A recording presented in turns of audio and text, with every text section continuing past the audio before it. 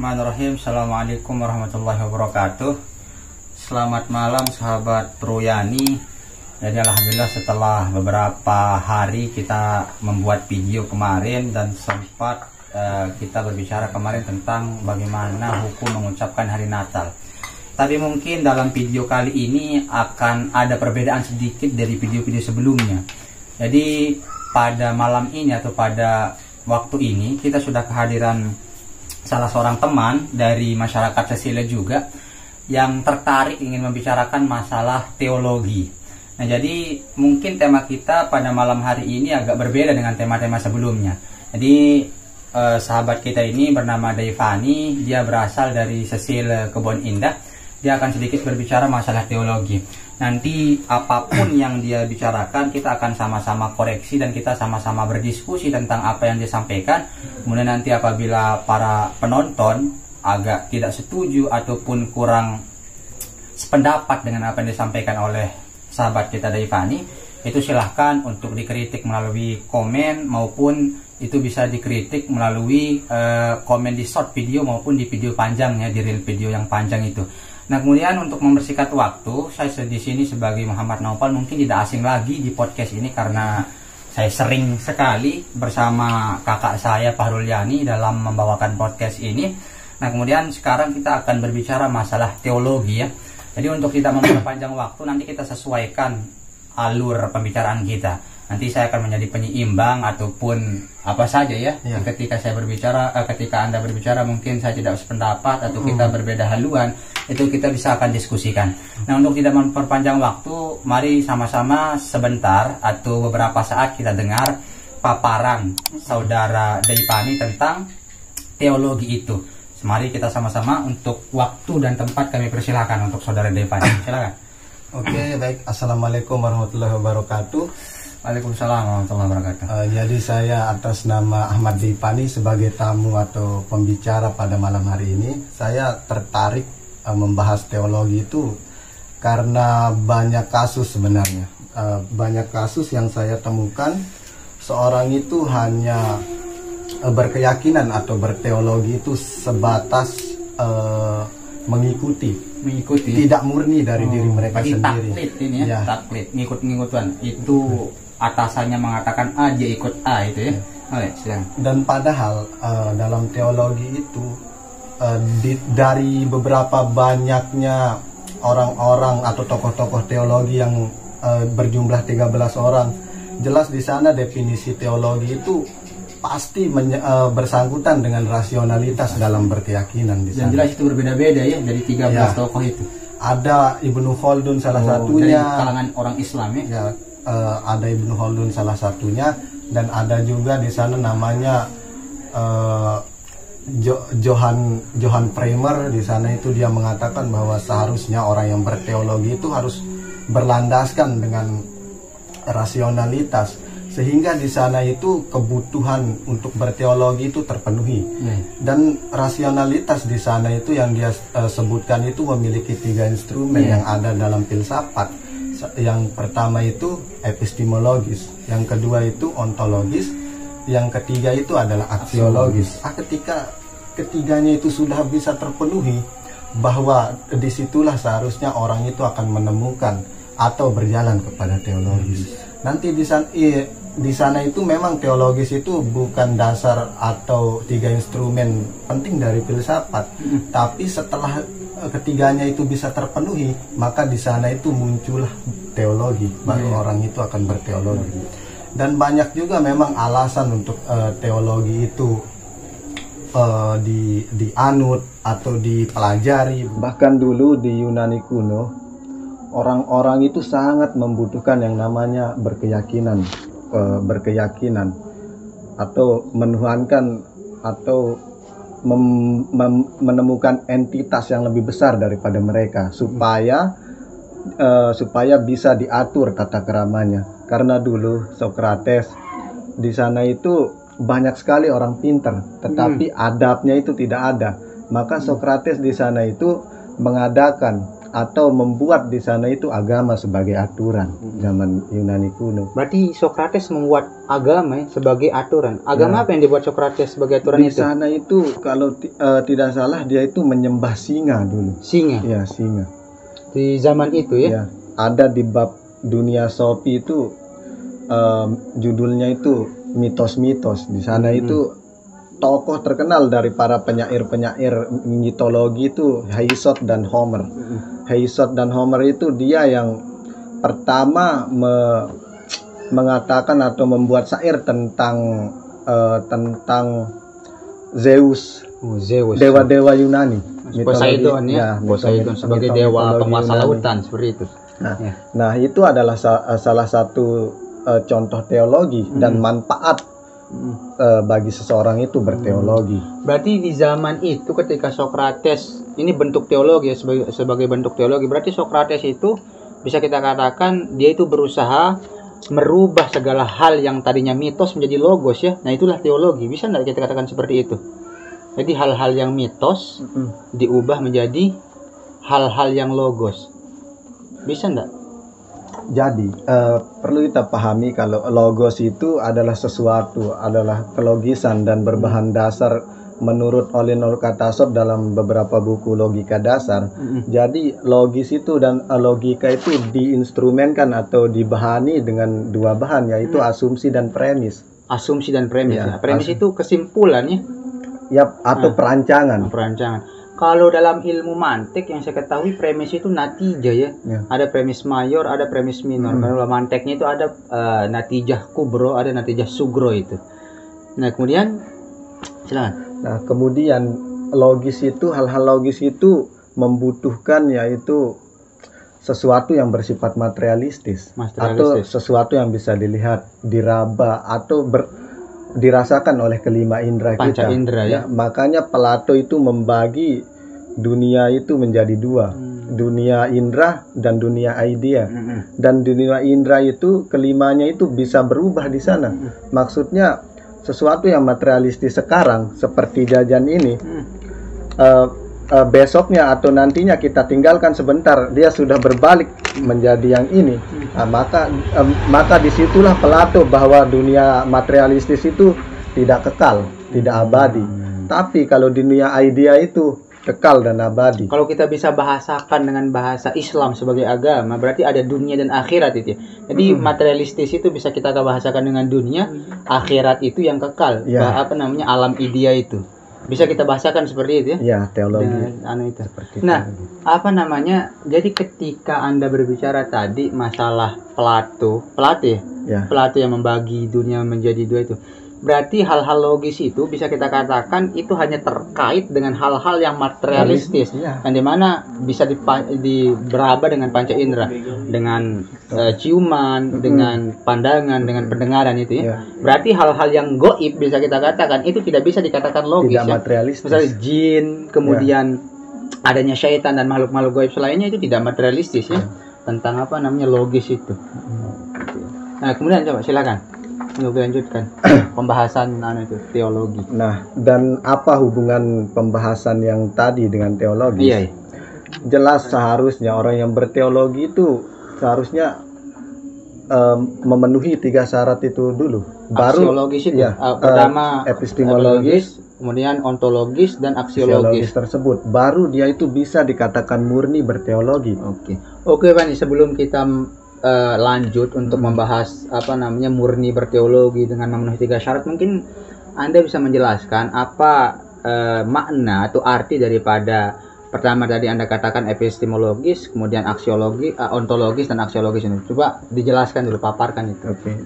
Jadi epistemologis itu adalah sesuatu idea yang ada di dalam kepala kita. Itu epistemologis. Ya, epistemologis itu adalah kata Plato dalam Realitas Platonius bahwa epistemologis itu adalah dunia di dalam ide. Seperti kita mengkonsep atau membuat suatu rumah. Jelas yang di kepala kita itu udah terkonsep dengan bagus.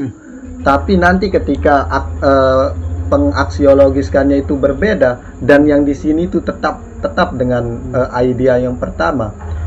Itulah yang dinamakan epistemologis. perancangan atau ide yang di dalamnya. Ya, epistemologis itu bisa dikatakan sebagai hipotesa enggak? Jadi kan ketika misal ada yang mengatakan seperti ini. Jadi teori itu dia muncul dari beberapa hipotesa kan. Ya. Misal kita ingin membuat meja. Ketika kita ingin membuat meja, kita melakukan beberapa hipotesa di sana. Ya. Oh, pertama mungkin kita harus mencari kayu. Ya. Yang kedua mungkin kita harus siapkan paku, palu dan lain sebagainya. Baru ketika kita merancang daripada meja itu muncul teori. Oh, ini teori daripada membuat meja. Ya. Bisa nggak kita katakan epistemologis itu sama dengan hipotesa atau dia sudah menjadi teori? Bagaimana? Kalau seperti itu, kalau hipotesa itu kan kesimpulan sementara, sementara, sedangkan epistemologi itu adalah sesuatu yang sudah memang benar-benar jadi di dalam kepala begitu, benar-benar jadi dan itu akan diaplikasikan ke dunia nyata. Ide ya, Ide Nah, yang terus- sudah benar-benar jadi. Nah, setelah tadi epistemologis beranjak ke aksiologis. Nah, aksiologis itu seperti pengaplikasian ide tersebut. Pengaplikasiannya. Ya, seperti misal kita sudah mempunyai ide rancangan dan bagaimana cara kita menyalurkannya, jelas dengan aksiologisnya begitu. Aksiologis. Kemudian yang terakhir apa tadi? Ontologis sebelumnya. Ya, Kita ontologis. tadinya ini meloncat ke aksiologis. Ontologis itu kan setelah epistemologis, ontologis baru aksiologis. Ontologis itu gimana? Memang ontologis itu memiliki banyak makna, memang tergantung dari siapa patokan filsafat kita. Coba Di dipaparkan. sana itu memang ada beberapa mazhab dalam berfilsafat dan biasanya yang digunakan di situ itu 7 filsafat alam yang Thales seperti seperti Thales, Thales. Parmenides, Edomapceles, Anaximenes itu ya. yang begitu-gitu. Jadi di sana itu nanti ontologis itu memang di sana itu akan memberitahukan bahwa ketika ide itu sudah terkonsep, nanti di sana itu dia yang akan turut atau Ikut andil dalam perancangan perealisasikan itu. epistemologis Ya. itu. Oh, berarti bisa kita katakan ontologis itu kalau dalam bahasa usul fikih kita bisa katakan sebagai wasail ya. Nah, Wasail itu sebagai alat yang menyampaikan kita kepada makosid. Nah, bisa seperti itu ya. seperti- Nah, coba dibicarakan tadi kaitan masalah bagaimana kita berteologis dengan memenuhi 3 syarat tadi. Harus pertama dari epistemologis, kemudian dia beranjak ke ontologis, baru ke aksiologis itu. Nah, coba silakan. Jadi yang pertama, kenapa kita harus mempunyai 3 dasar itu dalam berteologi? Karena manusia itu jelas dilahirkan atau mempunyai keistimewaan dari semua makhluk yang lain itu, yaitu akal. Yes. Itu yang akan membedakan kita Dari semua makhluk. dari semua makhluk, yaitu akal. Untuk apa diciptakannya akal kalau tidak digunakan? Untuk apa disebut manusia? Kalau tidak menggunakan akal. Kalau tidak bisa menentukan identitas diri sendiri dengan akal, karena di dalam buku Dunia Sophie tersebut, Sophie juga di sana itu, walaupun Sophie itu adalah sebuah karya fiktif, di sana itu memang tokoh fiktif Iya. Sophie itu. pertanyaannya itu langsung menusuk kita sebagai manusia, entitas kita sebagai manusia. Kita sebagai manusia saja yang tidak tahu identitas kita yang sebenarnya. Kita tidak pernah berpikir bahwa ketika kita ditanya, dari mana asal usul Anda? Dari mana asal usul tempat tinggal Anda? Dari mana Anda tercipta? Dari mana manusia pertama itu ada? Begitu. Ketika ditanya seperti itu, saya yakin kebanyakan orang sekarang tidak bisa menjawab. Padahal Yes. mereka sendiri adalah manusia. Yes, Seharusnya mereka lah yang lebih tahu siapa dirinya. Yes. Itulah tadi pentingnya epistemologis, Iya. yaitu berpikir. Berarti bisa kita katakan teologis itu sangat penting untuk mengetahui jati diri ya. Ya. Dalam artinya jati dirinya sebagai manusia ya. Makanya setelah ketiganya itu terpenuhi, maka journey atau perjalanan menuju Sang Khalik lah Iya, bisa kita katakan. menuju sang Entitas yang lebih besar itu ke Tuhan itu dengan berteologi. dengan berteologi. Oke, mungkin ini sangat menarik ya kita bicarakan tentang teologi tersebut. Namun begini, ketika kita berbicara tentang teologi tadi dengan 3 rumpunan syaratnya yang ada ada epistemologis, ontologis dan aksiologis tadi, sekarang mungkin bisa enggak kita kaitkan teologis itu pentingnya ada dalam orang-orang dalam apa namanya keagamaan. Jadi orang-orang yang memeluk agama, bagaimana pentingnya mereka itu untuk berteologi. Soalnya yang saya baca dalam buku Menalar Tuhan yang ditulis oleh Frans Magen Susene itu, pada awalnya kan orang-orang ini mereka hanya berbicara berbicara agama itu sesuai dengan apa yang ada kan. Kemudian kalau kita lihat dalam misal sejarah kekristenan yang sebagaimana yang dikatakan oleh Frans Magen Susene itu, di sana ada seseorang yang bernama Agustinus, ada Justinus. Karena Agustinus itu, kalau Justinus itu kalau saya tidak salah itu 100 tahun setelah penyaliban Yesus, itu baru dia itu berani mendobrak pintu kekristenan itu menjadi apa namanya teologi, bagaimana dia menalar Tuhan, bagaimana dia bisa mendeskripsikan Tuhan dengan teologinya. Kemudian ada Agustinus dan ada Thomas Aquinas dan sebagainya. Mungkin dulu para ahli teologi itu dikatakan orang-orang yang jumawa, dikatakan orang-orang yang sombong oleh kaum agamais. Tapi kan orang-orang teologis ini seharusnya mereka diapresiasi. Kenapa? Karena mereka ingin mengantarkan kepada kita beragama itu tidak boleh hanya dengan dogma-dogma semata, tapi bagaimana cara kita menalar ajaran-ajaran agama itu supaya dia bisa menjadi logis kan. Nah, coba kira-kira di sini kalau dalam ajaran Islam kan kita kenal Mu'tazilah sebagai kaum rasional dalam Islam. Kalau kita lihat misal bukunya Kiai Imad itu yang berjudul Al-Fikratun Nahdiyah, di sana disebutkan kaum Mu'tazilah itu lahir dia setelah 214 atau 216 tahun. Sedangkan kalau dalam Frans Magen Suseno itu dalam Menalar Tuhan itu dijelaskan dia 200 tahun. Nah, kira-kira yang ingin saya tekankan di sini, bagaimana Anda membaca hubungan teologis dengan agama itu kepentingannya. Jadi kepentingan relasi antara teologis dan agama itu. Coba silakan. Jadi teologis itu jelas dalam pendefinisiannya pun sudah berhubungan dengan agama, yaitu merasionalisasikan atau menalar bentuk kespiritualan atau Tuhan, begitu. Maksudnya menalar ini bukan menalar secara logika, tapi bisa saja dengan menggunakan 3 EQ yang kita miliki kan. Berarti XQ tadi ada intellectual quotient, kemudian emotional quotient sama spiritual quotient itu tersebut. Nanti hubungan antara teologi dan agama itu, kalau agama yang kita ketahui yang tanpa kita nalar itu belum sah orang itu disebut dengan beragama. Maksud saya seperti ini. Jadi seketika sebelum menalar sendiri agama itu apa, Tuhan itu apa, di sana itu masih dalam bentuk dogma. Kan dalam bermasyarakat itu jelas ada persepsi yang menyebar. Nanti itu akan menjadi 2 hal, doktrin dan dogma. Jadi dogma itu pemahaman doktrin itu pemahaman satu orang yang diturunkan ke satu orang. Itu doktrin, dan dogma itu pemahaman banyak orang yang diturunkan ke satu orang. Seperti kita bermasyarakat di sini. Seandainya lingkungan kita itu tidak menganut agama Islam, jelas maka yang kita anut itu bukan agama Islam, karena lingkungan kita sudah menganut agama Islam. Jadi secara tidak langsung kita sudah terdogma dengan banyaknya persepsi-persepsi dari masyarakat, begitu. Mungkin untuk bisa dimudahkan secara cepat ya. Dogma itu mungkin kita bisa bahasakan dengan masyhur, sedangkan doktrin itu bisa kita katakan sebagai ma'ruf. Karena ada perbedaan masyhur dan ma'ruf itu. Kalau masyhur itu dia harus diketahui banyak orang, tapi kalau ma'ruf itu meskipun satu orang yang diturunkan kepada orang lain. Seperti doktrin kan, kalau doktrin itu satu orang dipahamkan ke satu orang, sedangkan dogma itu pemahaman masyarakat banyak yang diturunkan kepada masyarakat banyak, seperti itu ya. Mungkin begini Bani.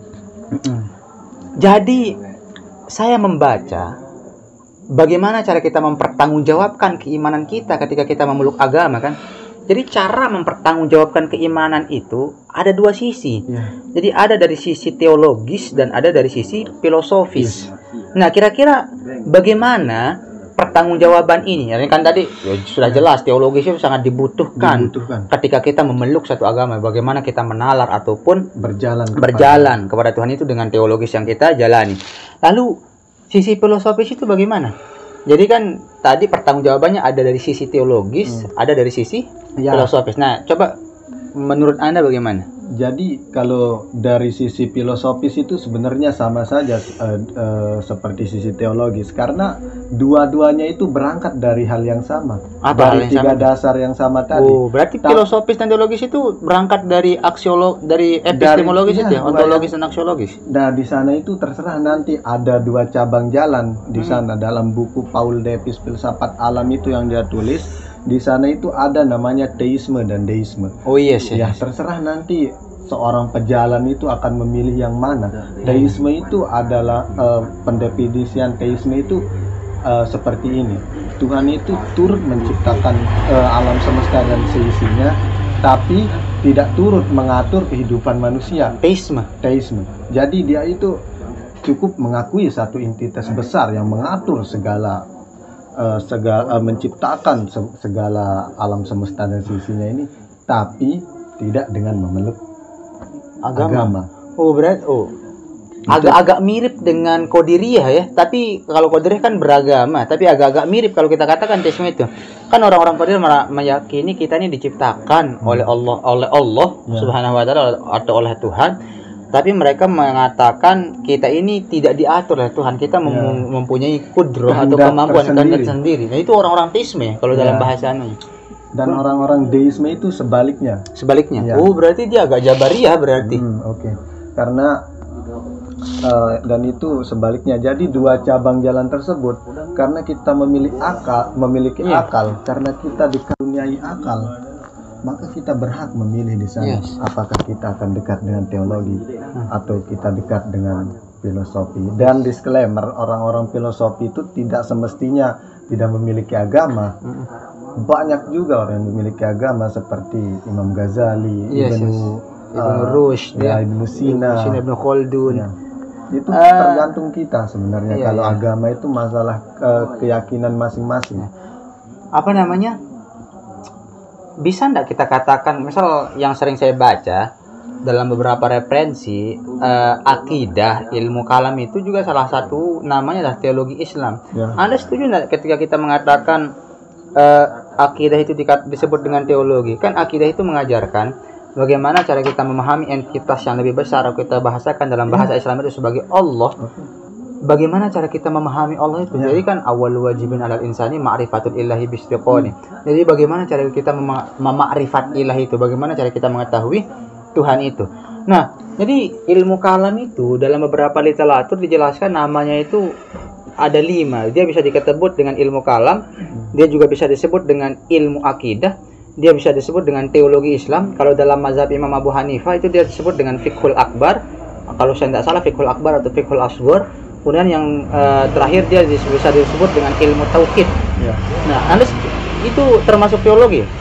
Karena berangkat dari kata yang sama dan pendefinisian yang sama, jelas itu teologi. Jelas itu teologi. Semua yang ingin mengetahui atau mencari tahu, yang menalari, yang ingin mendeskripsikan, yang ingin lebih tahu lebih dalam, itu sebuah bentuk dari teologi di sana. Dan ketika kita sudah benar-benar berteologi, kita tidak akan asing dengan perbedaan. Ketika kita sudah keluar dan kita sudah lepas dari dogma doktrin dari lingkungan kita tidak akan takut dengan perbedaan atau tidak akan asing dengan perbedaan. Apakah teologi itu bisa termasuk dari bagian agama?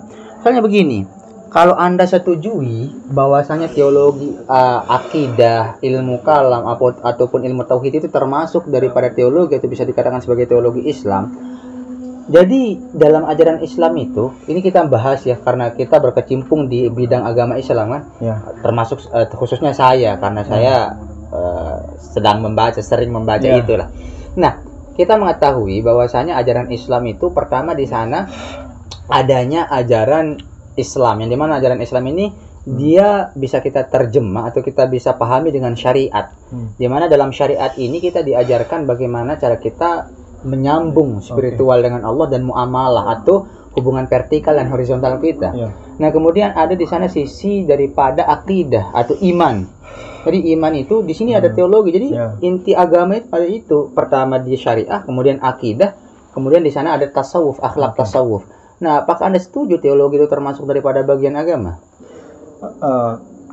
Atau memang teologi itu muncul dari manusia sendiri? Teologi itu, maksud saya teologi itu, akidah itu disebut teologi kalau memang benar-benar manusia itu mempelajari akidah tersebut. Kalau cuman sekedar ikutan beragama karena orang tuanya beragama, mereka belum menemukan teologi. Berarti mereka bisa dikatakan terdoktrin atau terdogma, ya. Itu adalah sebuah bentuk dari doktrin dan dogma. Taklid lah ya, taklid. Tapi misal begini, apakah ini bisa dikatakan teologi, Bani? Jadi dalam agama itu ada istilah taklid, ada istilah itba, kan? Ya. Kalau taklid itu kita mengikuti sesuatu, doktrin maupun dogma, tapi kita ngikut-ngikut saja. Kita tidak tahu alasannya bagaimana. Oh, karena bapak saya begini, karena keturunan saya begini, nenek moyang saya begini, maka saya harus begini. Saya tidak tahu alasannya. Tapi kalau itba, itu dia itu mengikuti, tapi tahu jelas bagaimana dia pola pikir, bagaimana kerangka berpikir hal yang diikuti. Apakah itu bisa dikatakan teologi? Jadi doktrin dan dogma ini apakah bisa dia keluar menjadi teologi ketika kita sudah tahu kita mengikut sesuatu tapi dengan mengetahui alasannya? Kalau seperti itu, kalau mentaklik seperti itu, maka dasar yang satu epistemologisnya itu akan hilang di sana karena tidak ada penalaran, karena baru muncul langsung ikut-ikutan. Nah, yang itba itu maksud saya. Kalau yang itba itu bisa dikatakan berlandaskan penalaran dan pengetahuan, ya bisa. Bisa ya. Jadi contoh itba ini semisal begini ya Pak nih, lebih mudahnya. Jadi itba itu dimana ketika misal kita berguru di Tuan Guru Munajib. Nah, Tuan Guru Munajib itu menyampaikan satu pendapat ini. Artinya kita tidak telan mentah-mentah apa yang beliau sampaikan, tapi dengan mengetahui pola pikir, kerangka berpikir yang disampaikan oleh Tuan Guru Munajib. Nah, saya setuju, saya ikut kepada pendapat yang disampaikan Tuan Guru Munajib. Tapi kerangka berpikirnya kita tahu, teologisnya itu bagaimana cara kita menalar pendapat itu kita tahu. Apakah itu bisa katakan sebagai teologis kalau seperti itu? Ya, tapi nanti memang ada faktor-faktor yang muncul dari diri sendiri begitu. Kita tidak telan mentah-mentah apa yang beliau sampaikan begitu. Iya. Nanti ada juga lah proses mandiri kita sebagai orang yang berteologi untuk mencari keresahan dari pertanyaan sehingga menemukan jawaban-jawaban yang tidak ada pada orang lain begitu. Berarti nanti di sana. Maksud saya seorang yang berpikir atau yang berfilsafat itu, Saudara Opal, tidak pasti dia tidak akan memandang siapa orangnya. Pasti di sana itu. Walaupun semisal dia itu tuan guru, ilmuwan begitu, tapi kalau memang di sana itu yang dia sampaikan atau yang dia ajarkan itu agak tidak rasional atau tidak bisa dinalar, nanti di sana orang yang berfilsafat pasti tidak akan menelan lewat ya. Di dalam filsafat itu tidak ada pengkultusan di sana itu. Berarti jadi, kita bisa logikakan kita bisa logikakan meskipun di sini orang itu bisa kita katakan sebagai tuan guru, tapi kalau tuan guru maling ayam misal, kita bisa umpamakan seperti itu, apakah kita akan membenarkannya? Tidak. Bukan karena kita misal karena dia itu tuan guru berarti dia terbebas dari hukum, tidak seperti itu kan? Berarti tidak ada pengkultusan terhadap pihak-pihak tertentu. Karena memang kalau kita berpikir itu semua manusia itu sama, kita itu berangkat dari hal yang sama, kita itu mempunyai anggota tubuh yang sama, kita mempunyai keistimewaan akal yang sama. Nanti memang porsinya itu berbeda-beda memang. Contohnya seperti orang cerdas itu menurut data penelitian 100:1 yang ada. Yang lahir di dunia. Yang lahir. Tapi bagaimana menurut Anda ketika kecerdasan itu bisa diturunkan? Ini mungkin agak sedikit karena ini juga berkaitan juga. Sebenarnya bukan kita keluar dari pembahasan, tapi ini akan mengalir ke sana pembahasannya. Bagaimana menurut Anda? Tadi Anda membahas tentang akal ya. Jadi bagaimana menurut Anda bahwasanya ketika kecerdasan itu bisa diturunkan kepada orang yang misal ada bapak cerdas, kemudian anaknya ikut cerdas. Bagaimana menurut Anda? Soalnya kan kalau selama ini yang saya ketahui al ilmu itu bita'allum. Jadi ilmu itu dia harus dipelajari, bukan dengan yuroth. Ilmu itu enggak diwariskan, tapi ilmu itu harus belajar. Meskipun Anda lahir dari seorang ulama atau seorang tokoh, seorang filsuf atau seorang ilmuwan, tapi kalau Anda tidak belajar sama saja. Itu bagaimana menurut Anda? Oke, coba saya jelaskan dari hal yang jauh ya. Iya, ya. Jadi manusia itu adalah kumpulan gen-gen begitu. Kita itu tercipta dari pertama itu kalau menurut sainsnya, kita itu dari asam nukleat dan asam sianida. Nanti itu tercampur menjadi satu akan membentuk DNA. DNA itu membentuk kromosom, kromosom membentuk sel, sel membentuk inti sel jadi darah, berbagai lah di dalam organ kita. Nah di sana itu bahkan ketakutan itu pun diwariskan. Kalau ketakutan itu diwariskan. Contohnya itu dulu saya itu sempat berpikir bahwa memang manusia itu tinggal di dalam gua, walaupun gelap manusia itu tetap meninggalnya. Tapi ternyata tidak. Di sana itu setelah saya baca buku evolusi dan Yuval Noah itu, di sana manusia itu akan tinggal di dalam gua yang disinari oleh cahaya bulan di sana. Dan dari dulu memang nenek moyang kita itu sudah takut dengan kegelapan. Makanya kita sering merinding di dalam kegelapan. Itu adalah bentuk salah satu contoh ketakutan itu diwariskan. Ya. Kalau masalah gen, memang seperti contohnya Albert Einstein, anaknya itu hanya satu yang normal berhasil jadi insinyur, yang duanya itu karena kan kecerdasan itu satu langkah menuju gila, yang lain itu ya tunas maaf, apa namanya, ampuragung, ya begitulah, mengalami gangguan mental. Dan di sana itu memang nanti ketika masih di dalam kandungan itu ada memang ada banyak pendapat tentang golden era ini. Oh iya, golden era. Ya, golden era itu nanti dari di dalam perut yang dan di sana itu dia diberi memang banyak faktor kecerdasan itu, bukan hanya dari keturunan, yaitu seperti pola makan, apa yang dia dengar begitu, apa yang ketika masih janin nanti keluarnya itu akan membentuk begitu kapasitas otaknya. Tapi nanti kalau menurut Abraham Maslow, masa golden era itu nanti dari umur 12 tahun sampai umur pokoknya sampai umur muda lah, 30-an lah ya, 30-an sampai 40-an lah. Itu golden era biasanya. Oke.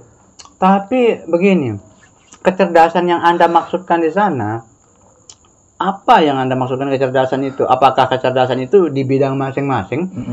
Ataupun kecerdasan itu memang di bidang ilmu yang memang, kecerdasan itu kan yang identik ini dengan kita. Mungkin karena doktrin atau dogma ya. Orang yang cerdas itu orang yang pintar di kelas. Orang yang cerdas itu adalah orang yang memahami pelajaran di kelas. Tapi Albert Einstein sendiri pun yang kita kenal sebagai orang yang cerdas, itu dia mengatakan kecerdasan itu kan berbeda-beda. Jika seekor ikan dia melihat kecerdasan dengan bagaimana pinternya seekor kera itu memanjat pohon, dia mengukurnya, maka dia akan merasa bodoh selamanya. Tapi kita lihat ada memang yang ditakdirkan pintar main bola, tapi dalam ilmu pengetahuan mungkin kurang, lemah. Iya, lemah. Ada seperti Messi itu kan katanya dia cerdas, tapi dalam bidang bolanya gitu. Bagaimana menurut Anda kecerdasan itu? Berarti kalau merujuk pada teori Albert Einstein itu berarti kecerdasan itu memiliki porsinya masing-masing begitu. Dan memang kalau merujuk seperti itu boleh saja begitu, orang itu memiliki porsinya masing-masing dalam memiliki kecerdasan. Tetapi memang nanti kapasitas otak yang kita diberikan itu tidak sama. Semua manusia itu memiliki kapasitas yang diberikan itu tidak sama. Nah, itu menurut saya, karena jelas kenapa kok bisa.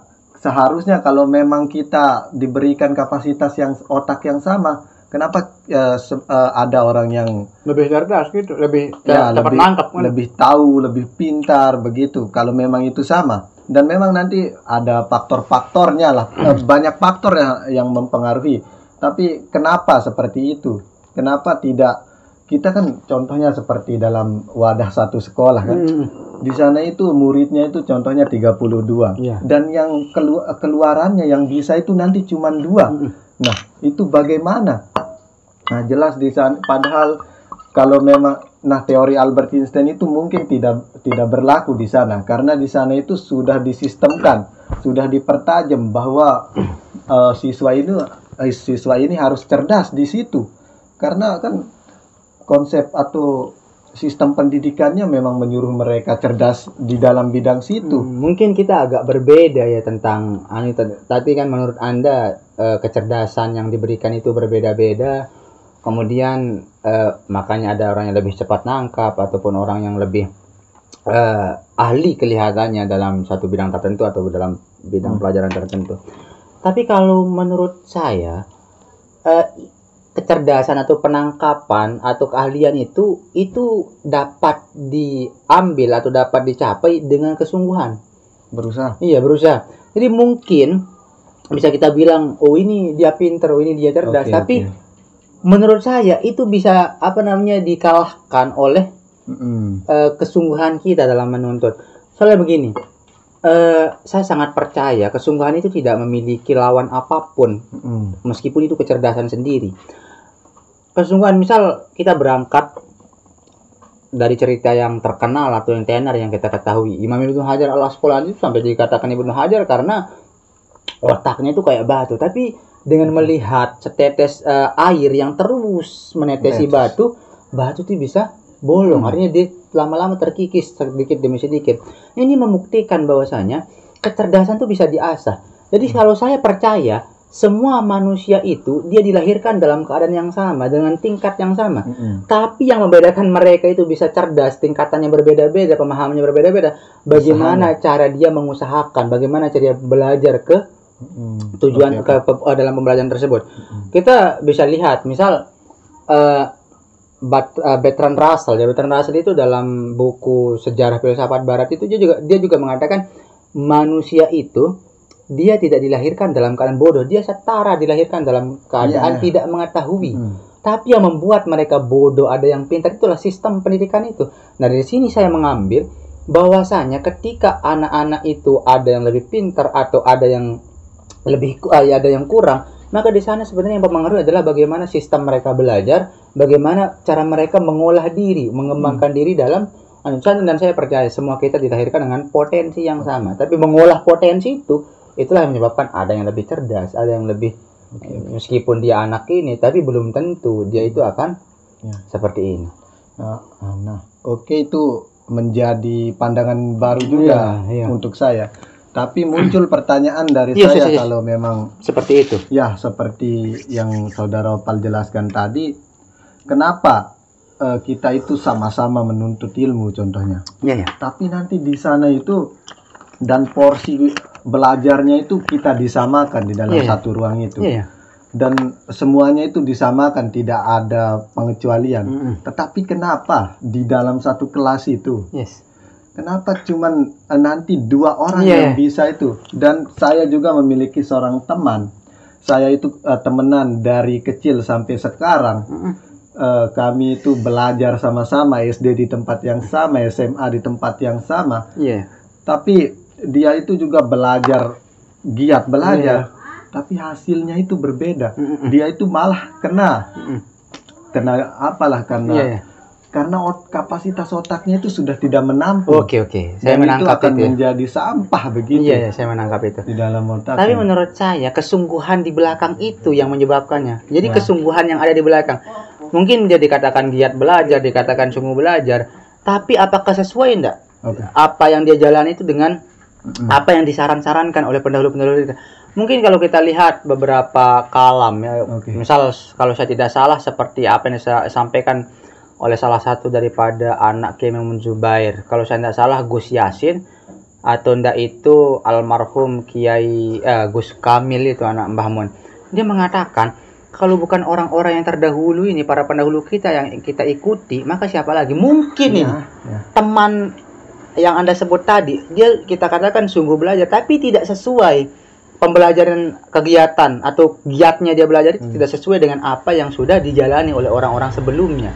Jadi kan, kita kenal orang ini cerdas. Kenapa Anda cerdas? Karena saya giat belajar, karena saya metode pembelajaran saya seperti ini, cara saya belajar seperti ini. Mungkin dia giat belajar tapi tidak sesuai dengan apa yang dijalani ini. Nah, sehingga terkait dengan apa yang Anda katakan tadi. Di pondok kita diajarkan atau di kurikulum ya secara umum, di dalam kelas kita diajarkan dengan guru yang sama, kita diajarkan oleh guru yang sama dengan mata kuliah yang berbeda di jam yang sama, di kelas yang sama, tapi ketika keluar pemahaman kita berbeda-beda. Itu mungkin fokus daripada kita mendengarkan.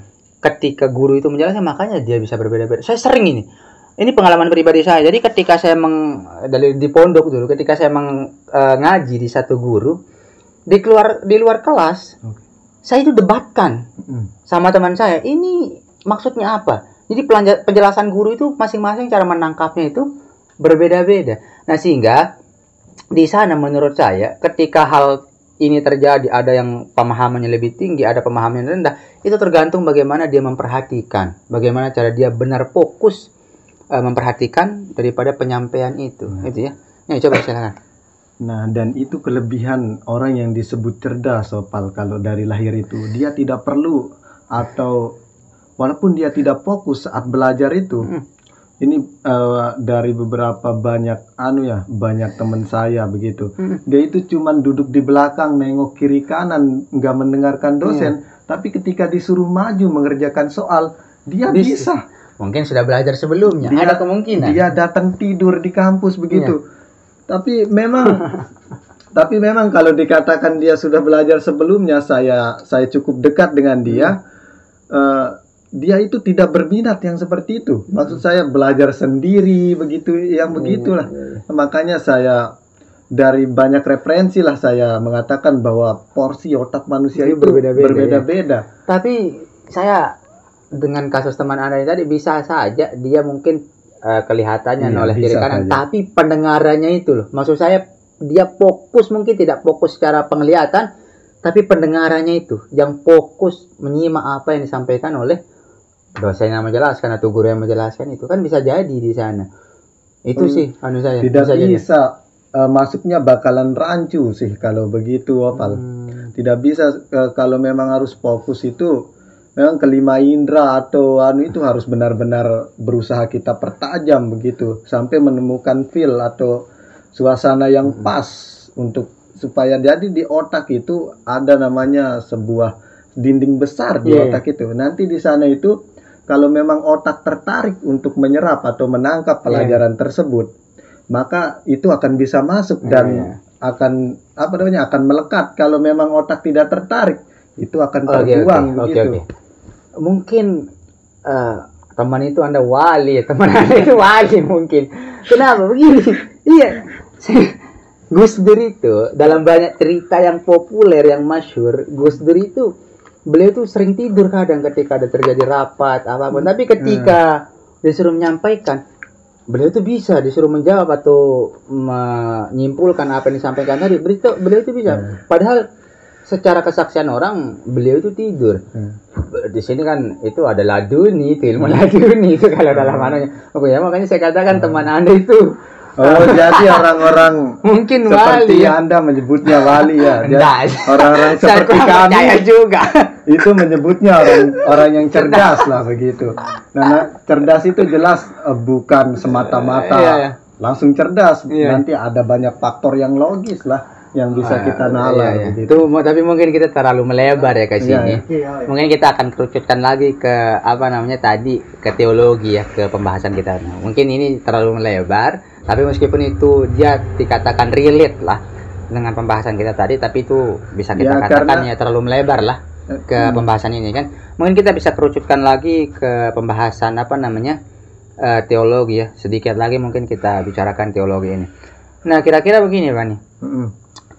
Kan tadi pembahasan yang kita sudah bahas sebelumnya, bagaimana teologi berperan dalam keyakinan beragama, bagaimana teologi itu disokong oleh 3 unsur epistemologi, kemudian ontologi dan aksiologi. Nah, sekarang coba saya ingin membahas teologi itu begini. Jadi bisa enggak kita katakan teologi itu sebagai bentuk pemikiran yang liberal dalam agama atau dalam berpikir? Bisa enggak kita katakan seperti itu, teologi itu? Jadi kan teologi itu kita kaitkan misal seperti ini ya. ada istilah sinkretisme kan? Ya. Jadi sinkretisme itu ketika dia beragama, dia memiliki satu agama. Tapi di sana dia mencampur adukkan antara ajaran agama-agama lain. Wadahnya memang secara formalitas dia mengatakan Islam, misal, tapi dalam unsur-unsur yang ada dalam spiritual ritualnya dia mencampur adukan. Dia ambil misal dari agama lain, misal kita sebut Hindu atau dari Buddha atau dari Kristen, dia campur adukan. Nah, apakah di sini orang itu sudah dianggap berteologi? Apakah dia kukuh dalam teologinya atau memang teologi ini harus satu pendirian gitu? Ya. Jadi liberal itu kita kaji dulu dari definisinya. Jadi liberalisme itu adalah sebuah bentuk kebebasan yang tidak terikat dalam satu ketentuan ketentuan sesuatu. Contohnya orang liberal itu memang bebas. Itu definisi liberal ya, merdeka malah. Merdeka pikiran, merdeka omongan, merdeka perlakuan ya, perilaku. Tidak terikat oleh apapun. Jadi kalau memang kan kalau agama atau berteologi itu jelas kita sudah memberikan jiwa raga kita untuk terikat atau komitmen dengan sesuatu. Tapi kalau liberalisme, kenapa liberal itu banyak dikaitkan dengan ateis? Kan agnostik, kamu itu liberal, kamu itu begini. Karena memang dia itu tidak mau terikat di sana. Jadi itu definisi liberal, kemerdekaan. Kalau kita kaitkan ke teologis gimana? Apakah liberal itu bisa disokong dengan teologis juga? Jelas ya. Nah, maksud saya orang liberal itu mungkin tidak memiliki kaitan atau toleransi sebenarnya, Pal. Kalau orang liberal itu memang jarang sekali untuk memeluk satu ajaran begitu orang liberal itu. Jadi memang konteks liberal itu nanti ada banyak liberalis. Contohnya seperti politik gitu. Politik liberal. Contohnya seperti demokrasi yang ada kalau kita tarik ke politik ya. Contohnya kita itu menggunakan demokrasi-nomokrasi, yaitu demokrasi yang masih ada batasan di Indonesia itu berarti belum merdeka, berarti ada pembatasan. Tapi di Amerika mereka menggunakan demokrasi liberal di sana, berarti bebas sekali di sana. Sangat bebas. Sangat bebas. Walaupun ngata-ngatai Presiden Joe Biden pikun atau apa begitu, dihina-hina karena memang memakai sistem liberal tersebut. Makanya ideologi senyeleneh apapun di Amerika itu diberikan. Bahkan sekarang ada kok orang Amerika itu yang mengaku sebagai anjing dan dia itu menggonggong sekarang. Tidak bisa ya kita kaitkan antara liberalisme dan teologis. Tidak bisa karena teologis itu adalah bentuk sebuah komitmen kita kepada satu ajaran atau satu pikiran, sedangkan liberal itu bentuk freedom, kebebasan. Kalau kita kaitkan ke sana ya, kebebasan dari manusia. Baik sahabat-sahabat Paruliani. Jadi ini kita sudah hampir sejam ya, mungkin sudah berapa menit kita berbicara ini, sudah hampir sejam. Jadi mungkin yang dapat kita simpulkan, yang kita dapat ambil daripada pemaparan atau hasil diskusi kita pada malam hari ini memang sangat menarik ya, perlu untuk edukasi terhadap kaum pemuda, kemudian para mahasiswa, masyarakat secara umum tentang pembahasan ini.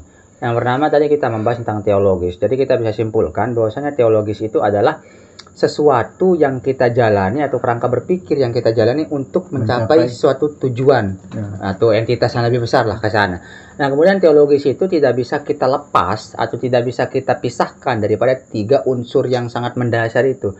Pertama tadi ada istilah epistemologis yang dimana dia bermuara pada idea atau ide. Yang kemudian di sana ada ontologis yang dimana ontologis itu dia adalah satu jembatan menuju aksiologis. Aksiologis itu bagaimana kita mengaplikasikan daripada epistemologis idea kita itu. Nah, sehingga di sini kita mengetahui bahwasanya teologi itu harus disokong oleh tiga hal ini. Nah, kemudian kaitannya teologis dengan agama itu memang sangat erat kita ketahui, sangat erat kaitannya. Sampai-sampai kalau kita memang membaca dalam Islam itu atau dalam agama itu pasti memiliki tiga unsur itu. Pertama ada sisi daripada syariat, yang kedua ada sisi akidah, yang dimana akidah ini bisa kita katakan sebagai teologis. Kemudian di sana ada sisi akhlak tasawuf, bagaimana kita itu memperbaiki hubungan dengan Tuhan dan memperbaiki diri sendiri. Nah, akhlak tasawuf itu mungkin bermuara pada tazkiyatun nafas ya, bagaimana cara kita memperbaiki diri sendiri agar tidak iri kepada orang lain, tidak menggonceng orang lain dan lain sebagainya.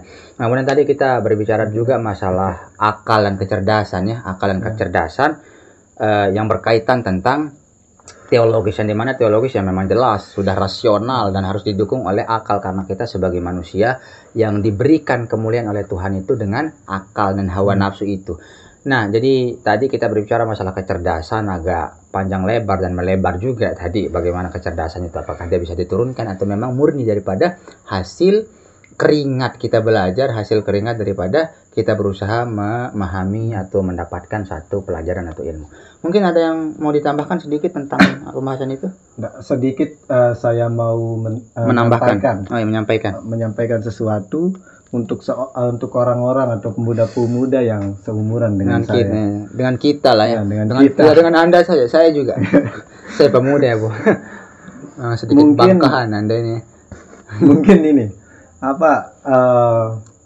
kita itu terlalu asing. Jangan mengasingkan diri dari sesuatu begitu. Jangan gara-gara kita itu hidup di lingkungan ini, kita merasa lingkungan kita atau apa yang dipersepsikan di lingkungan kita itu adalah sesuatu yang paling benar. Karena kita tidak pernah tahu kebenaran itu seperti apa. Bahkan dulu ada kisah di pengadilan, seorang pengacara terkemuka di Korea. Di situ itu setelah pengadilan, pengacara itu didatangi oleh keluarga terdakwa tersebut. Kamu itu seorang yang tidak benar, dia bilang. Mungkin besok Tuhan yang akan membuktikan, dia bilang. Terus pengacara itu membalik kata-kata seorang tersebut. Bu, kita itu adalah seorang manusia. Kita itu sama-sama berangkat menuju kebenaran. Dan mungkin saya atau Anda itu sudah menuju selangkah atau sudah berani menjulurkan kaki satu langkah menuju kebenaran tersebut.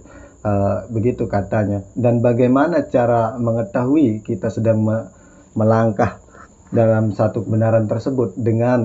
Tentu dengan memperhatikan norma-norma atau nilai-nilai humanisme yang sedang kita bantu dan kita usahakan saat ini.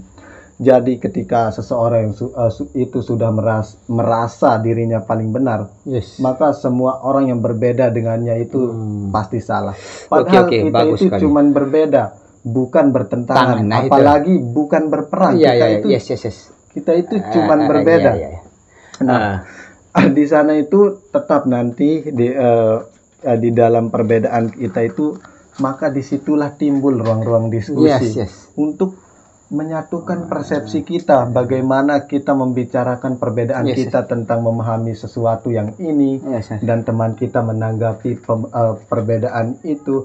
Makanya anak-anak muda itu sekarang seharusnya dia itu harus mulai berani berpikir begitu.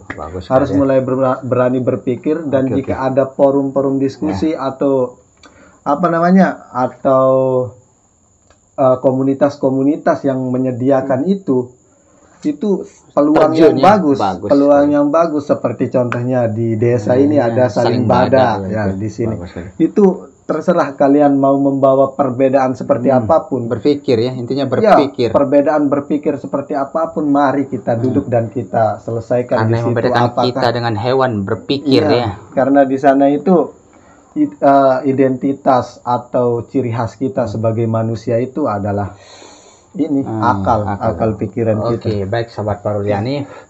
Jadi sebelum kita tutup, jadi apa yang disampaikan oleh saudara Devani sangat menarik sekali. Dan kemudian di sini saya ingin mengatakan berkaitan dengan apa yang dikatakan Devani. Jadi memang kebenaran itu dia sangat relatif kalau dia di luar keyakinan ya. Jadi kalau di luar hal-hal yang mutlak memang seperti agama yang berkaitan dengan keyakinan, itu kan kebenaran mutlak yang dipercayai ya.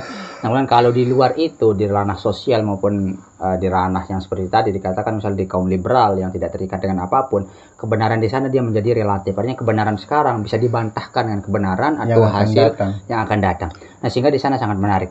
Nah, kemudian yang disampaikan saudara Devani itu menarik juga. Jadi teruslah berpikir, kita sebagai para pemuda, karena ini termasuk golden era juga kita sebagai pemuda ini. Dan saya ingin mengatakan ketika kita berbeda, jangan pernah anti dengan perbedaan. Jadi semakin banyak kita membaca, semakin banyak kita akan berbeda. Semakin banyak kita membaca, semakin banyak kita akan menemukan kesamaan juga sebenarnya. Jadi ada dua redaksi yang saya temukan. Pertama, kalau kita melihat daripada Sayyid Muhammad Alwi Al-Maliki, beliau mengatakan man kathura ilmuhu doqa man kathura ilmuhu qalla inkaruhu wa man qalla ilmuhu kathura inkaruhu. Orang yang sedikit, orang yang banyak ilmunya semakin sedikit dia apa? Mengingkari sesuatu. Karena dia, oh ini sudah saya baca, oh ini ada anunya. Apa namanya pembenaran. Sebaliknya semakin sedikit ilmu seseorang, maka semakin banyak dia mengklaim bahwasanya dirinya paling benar dan menyalahkan orang lain. Kalau Habib Ali Al-Jubri mengatakan, idza tas'a ilmul mar'i dhaka inkaruhu wa man dhaka ilmuhu ittasa inkaruhu. Dengan redaksi yang berbeda tapi makna yang sama. Kemudian saya juga sebenarnya dengan saudara Depan ini ketika berdiskusi, kami ini bukan orang yang sejalan ya, tapi berdebat atau bukan berdebat ya, atau kita nih sering beda haluan, beda pendapat. Dan meskipun kami berbeda pendapat, berbeda haluan, di sana kami sadar ternyata luasnya ilmu pengetahuan itu memang luar biasa ya. Sangat luar biasa luasnya ilmu pengetahuan itu. Nah, sehingga ketika dia berpendapat A, saya berpendapat B, itu tidak menjadikan kami orang yang bertentangan, tapi hanya berbeda pendapat. Karena kami sadar apa yang kita sampaikan, apa yang kita pahami, hanya sekedar tafsir-tafsir, hanya sekedar interpretasi daripada orang-orang. Nah, sehingga saya punya ada kiasan daripada ilmu nahu, mungkin untuk santri-santri nanti. Jadi ada dalam ilmu nahu itu ada istilah isim ma'rifat, ada istilah isim nakiroh, dan ada istilahnya isim mubham. Isim mubham itu dia termasuk daripada isim ma'rifat, padahal mubham itu artinya umum. Masih ambigu mubham itu, sedangkan ma'rifat itu artinya khusus. Isim mausul dan isim isyarah itu termasuk isim mubham dan dia sekaligus isim ma'rifat. Loh, bagaimana isim ma'rifat bisa dikatakan mubham, mubham bisa dikatakan ma'rifat? Maka seorang ulama yang menulis kitab Safwatus Sofiyah yang mengarahi daripada Alfiyah Ibnu Mu'ti itu mengatakan al-mukhalifu lisyai' yujami'uhu bi khilafid diddi. Orang yang berbeda itu masih bisa duduk, masih bisa bersama, berbeda dengan yang bertentangan. Dengan sekali lagi kita tidak bertentangan, tapi kita hanya berbeda. Nah, sehingga isim mubham masih bisa dikatakan ma'rifat, bisa duduk selaras dengan isim ma'rifat, bisa di tempat yang sama dengan isim ma'rifat, karena dia sekedar berbeda, tidak bertentangan. Nah, sehingga kalau mubham lawannya idhoh, sedangkan ma'rifat lawannya nakiroh. Nah, itulah yang bisa kita petik dari apa yang disampaikan tadi. Nah, sehingga jangan anti perbedaan, jangan anti daripada terus belajar, karena ilmu pengetahuan akan terus berkembang ketika kita terus bicarakan dan belajar. Nah, pesan terakhir saya ingin mengatakan, kita sebagai kaum Gen Z mungkin ya, saya ingin katakan ada di berbagai kitab taklim pasti disampaikan talabul ilmi syadidun, menuntut ilmu itu berat. Menuntut ilmu itu memang berat, sangat berat menuntut ilmu. Tapi Anda harus ketahui wahibzuhu asyad, bagaimana Anda menjaga kualitas ilmu Anda itu lebih berat. Kemudian wal amalu bihi asyad, mengamalkan, bagaimana Anda mengaplikasikan, atau tadi bahasanya mengontologiskan ya, mengaksiologiskan daripada ilmu yang Anda dapatkan itu lebih berat lagi. Nah, sehingga kita sudah hidup di zaman yang seperti sekarang, maka ketika kita menjadi orang yang bodoh, kita akan terus tertindas. Maka sadar kita adalah orang-orang yang memang perlu belajar dan terus berdiskusi. Nah, itu mungkin yang dapat kami sampaikan daripada diskusi malam hari ini. Mungkin teman-teman yang memiliki pendapat berbeda atau kekeliruan dari apa yang kami sampaikan, mungkin bacaan yang lain, referensi yang lain dari apa yang kami sampaikan, tidak setuju ataupun berbeda pendapat, silakan itu bisa dikomen atau bisa ditanggapi dengan melalui apa saja. Kemudian nanti kami akan membuat mungkin bisa kami katakan klarifikasi, bukan klarifikasi ya, tapi pengkuatan tentang perbedaan yang ada pada kita. Saya punya referensi ini, Anda punya referensi itu, dan kita mungkin nanti membuat podcast yang mencari jalan benang merah ya di antara perbedaan kita. Nah, ini mungkin teman-teman yang dapat kami sampaikan sebagai hasil diskusi pada malam hari ini. Atas segala khilafan apapun kami mohon maaf. Jangan lupa subscribe, share, and comment ya, like juga jangan dilupa. Teman-teman penyimak atau penikmat channel Fahrulian ini, mari kita sama-sama tetap mengedukasi, saling edukasi, saling bada. Kemudian mari kita tetap sama-sama untuk meningkatkan literasi di diri masing-masing keluarga masyarakat. Sekian, wassalamualaikum warahmatullahi wabarakatuh. Waalaikumsalam warahmatullahi wabarakatuh.